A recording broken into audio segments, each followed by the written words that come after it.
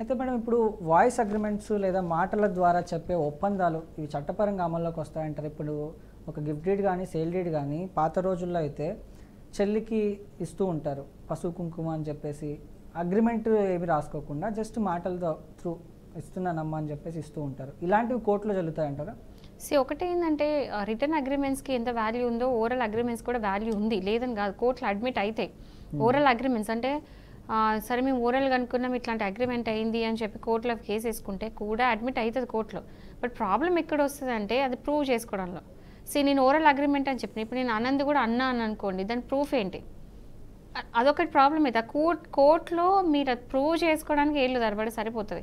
So ప్రాపర్గా దానికి విట్నెస్లు కావాలి. ఎవరున్నారు? మీరు ఆ మాట ఇచ్చినప్పుడు వాళ్ళు ఇట్లా అనుకున్నప్పుడు ఇంత డబ్బులు పే, ఇప్పుడు సపోజ్ ఒక ప్రాపర్టీ కొందాం అనుకున్నారు, దానికి ఓరల్ అగ్రిమెంట్ చేసుకున్నారు. సో ఏమనుకుంటారంటే ఈ ప్రాపర్టీ ఇక్కడ ఉంది, ఈ ప్రాపర్టీకి నేను ఇంత డబ్బులు ఇద్దాం అనుకుంటున్నాను, ఈ రేట్ ఇద్దాం అనుకుంటున్నాను అంటే ఎదుటాళ్ళు సరే ఓకే అంటారు. సో ఓరల్గా అగ్రిమెంట్ అయినట్టు. అండ్ ఈ ఫలానా డేట్లో నేను ఇంత అమౌంట్ ఇస్తాను, మొత్తం రిజిస్ట్రేషన్ అయిన తర్వాత ఇంత డబ్బులు ఇస్తాను అని చెప్పేసి ఒక రకంగా మాట్లాడుకుంటారు. ఆ అగ్రిమెంట్ అంతా ఓరల్గా జరిగింది, రాసుకోలేదు ఎక్కడ కూడా.